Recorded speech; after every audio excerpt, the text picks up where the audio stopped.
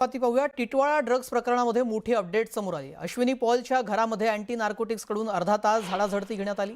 पोलिसांनी कचऱ्याचा डबा उघडताच त्यामध्ये विविध रंगाच्या गोळ्यांची पाकिटं दिसली.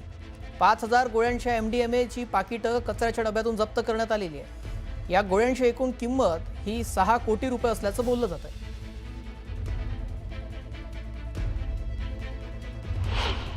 दरम्यान हे ऑपरेशन ड्रग्ज क्वीन कशा प्रकारे राबवण्यात आलं ते आपण पाहूया. ड्रग्ज क्वीनला पकडण्यासाठी पोलीस मनपा कर्मचारी बनले. ड्रग्ज क्वीन अश्विनीच्या घरावर पाळत ठेवण्यात आली होती.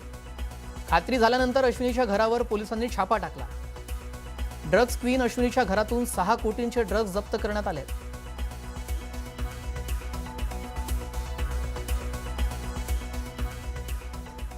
टिटवाळा ड्रग्ज प्रकरणामध्ये आणखी एक अटक झाली आहे. अश्विनी पॉलचा लिव्ह इन पार्टनर आमिर सय्यदला अटक झाली आहे. आमिरला भेटल्यानंतर अश्विनी पॉल ड्रग्सच्या व्यवसायात आल्याचं कळतं. एकाच घरामध्ये लिव्ह इन मध्ये हे राहत होते आणि ड्रग्सचा व्यवसाय करत होते. आमिर हा सराईत ड्रग्ज तस्कर आहे. अनेक गुन्हे असून तो जामिनावर बाहेर आहे.